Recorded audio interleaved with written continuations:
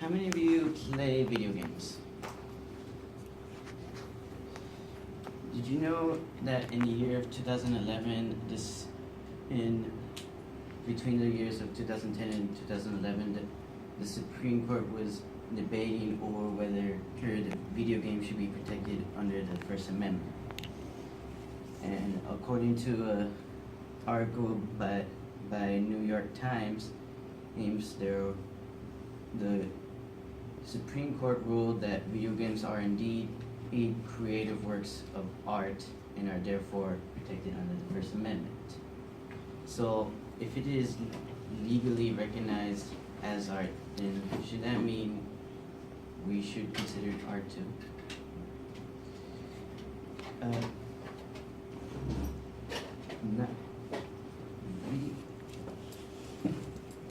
Not only have I done research on this topic, but I've also, for as long as I remembered, I played video games.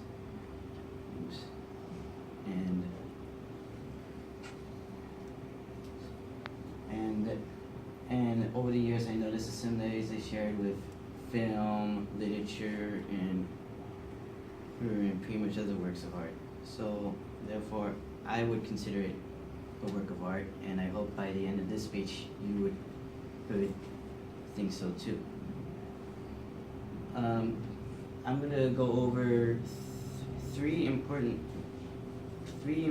elements that tie video games as a work of art. First, I'm gonna go over the graphics. Then, second, I will tell you about the music they use. And three, the narrative.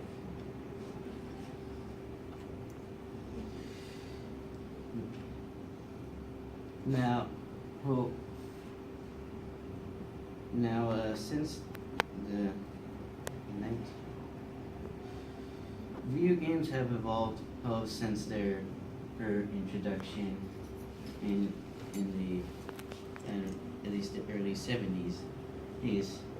And as you can see, the difference is between the graphics 90s to present. And graphics are more instead of being pixelated, graphics are more lifelike, more visual, and according to a scholarly journal book conducted by media psychology,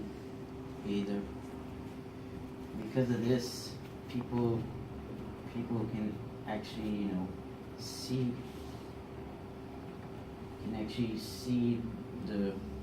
how real video games can be, but they're strictly not, even though they're not actually real. And some of you might be wondering, okay, sure, it looks real, but what does that have to do with anything? How does that guarantee it's artistic, right? Well, graphics can also grab your attention. I mean, they simply serve as the eye candy of the video game. Alright, now that I've talked to you about graphics, went over the eye candy, now let's talk about the ear candy, the music.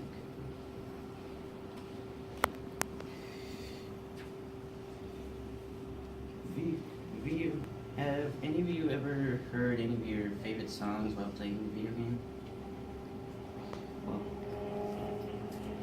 Well, according to an article by Time magazine, in game developers are integrating in a lot of music in video games to make the gaming experience more enjoyable. But they serve another purpose. You see, just like graphics, they can also grab your attention. And by I mean, like the licensed songs they use, I mean, sometimes they can use it to great effect. Like, for example, Fallout 3's I Don't Want to Set the World on Fire, which creates kind of an ironic tone, which is kind of ironic because of the atmosphere of the video game, due to apocalyptic nature. Or other times they develop companies who will compose their own music, like the Final Fantasy series, most notably Final Fantasy VIII's The Berry Vitale, composed by Nobuo Uematsu, which in my opinion is kind of like a bombastic, real piece of work.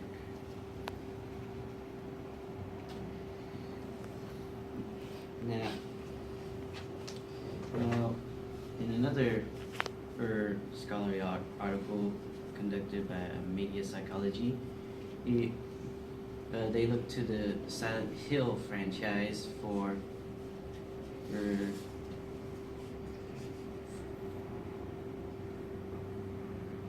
now that I went over the music, I'm going to tell you about narrative.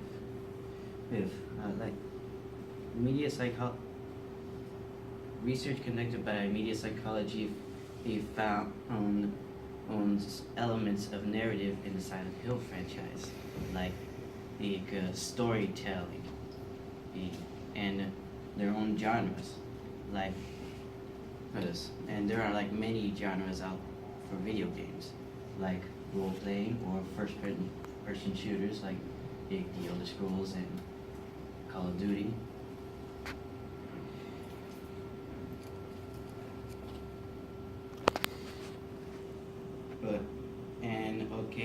So now that I tell you that they do contain elements of stories, what some of you might be wondering, well, what video games themes, what are some examples that I can provide? Well, one example is Silent Hill 2, which is a survival horror game that tells the story of a man named James Sunderland who receives a letter from his dead wife, and so goes to the towns of Silent Hill to search for answers. Another example of storytelling would be Red Dead Redemption, a video game that has a western feel to it, that tells the story of an ex-outlaw named John Marston who is forced by the federal government to capture or kill his former partner in crimes. So basically, with these two video games, you can easily compare them to psychological horror or western films or books, novels. And well, now that I have went over the graphics, music, narrative, and you see, video games are basically a medium of its own. They just combine elements of other works of art.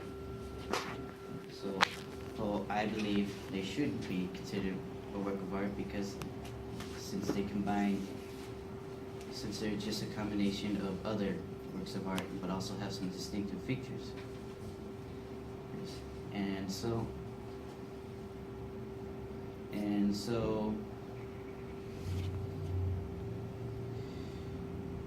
the fact that some people don't consider it a work of art, I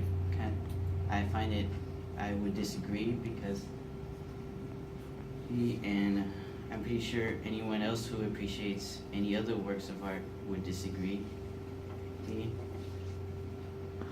All I'm saying is to at least give it a chance, and maybe you'll find an experience you never felt before. So that's why I would like, my final question would be, would you kindly play these games? Thank you.